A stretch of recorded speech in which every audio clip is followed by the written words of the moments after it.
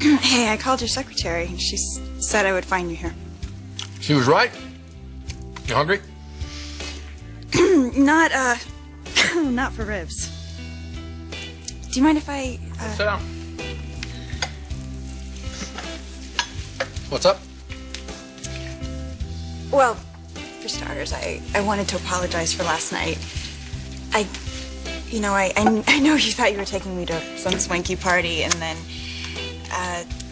I have a total, meltdown. And you find yourself, in this whole mess with Ridge and me, and, God, who needs that, right? So I just wanted to make sure that you weren't worried. I can see you're not especially worried. And I wanted to let you know I'm going to go back to Copenhagen. And what's that going to accomplish? Look, it's not what you think. What do I think? That I'm running away and I'm not staying and working through this, but that's not it. I have to go back to Copenhagen. I love my mother. I love seeing her this happy, and finally she has this life that she's wanted for so long. This life that both she and Ridge deserve. I'm not going to do anything to disrupt that. Besides, he wants their grown daughter living with them. It's not like I can't make a life for myself in Copenhagen. Maybe not with Oscar, but there's many very interesting men out there. Men that I could fall in love with, I'm sure, if I let myself. Okay, not that you care about any of this. Have you heard a word that I've been saying? I multitask. Look, Bridget, this is how I see it. You have Forrester on some type of pedestal, and all of the men pale in comparison, and you're scared to death that you're going to feel this way the rest of your life. That's about it.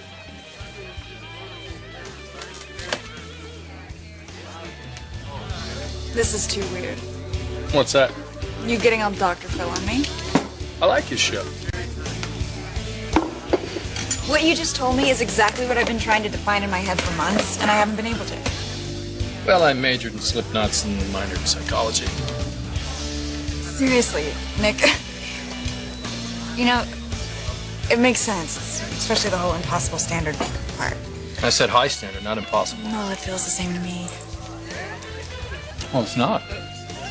What you and Ridge went through when his wife died, something very special. When people share things that close, they become close. But he's not the only man that's going to make you feel that way in your life. It's going to take some time, but you'll get there eventually. May help if you have a few fries.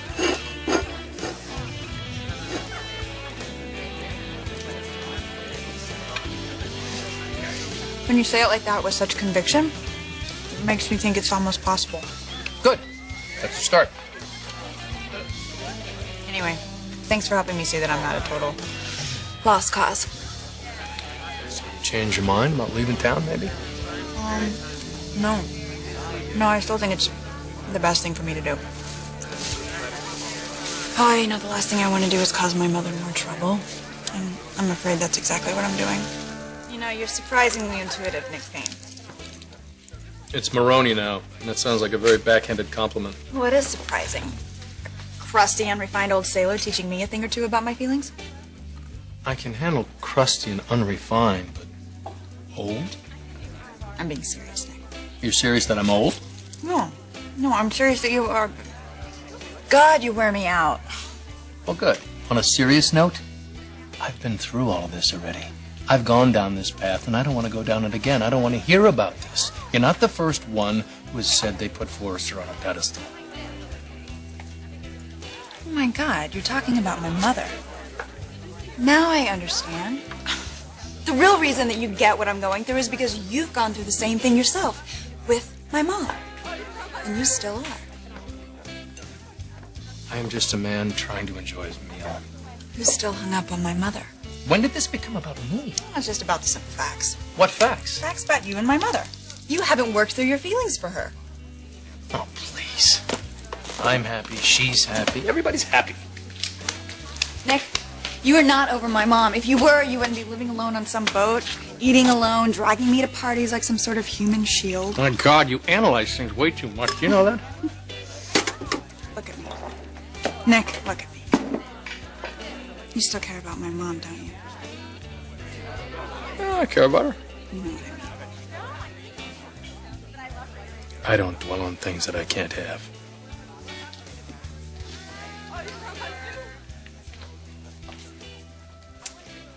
Don't tell me that you've moved on from my mom, because I don't believe you. Why are we having this conversation? You know, it's a shame, really, because you're not a bad-looking guy. Thanks. How can you ever hope to meet someone when you're hanging out in dive bars like this, living like some sort of monk? Who said I was hoping to meet someone? My point exactly. Well, look who's talking. You're the one with the issues with Forrester. And I haven't heard you talk about any miracle men from your med school, wherever it is. Well, they're just not exactly my type. And what would your type be? Wait a minute, let me guess. Older, married, with 10 children or so. Are you ever serious? Got to keep your sense of humor. Remember, if you haven't had a good laugh at yourself today, you've missed the real joke. Okay, I'm trying. It's a little tough being back here, isn't it? Yeah, it's not really helping anyone out, least of all my mother. Maybe you ought to back off. Just let things work themselves out. Yeah. Mom and Ridge deserve a chance to finally be happy. Without me stirring things up.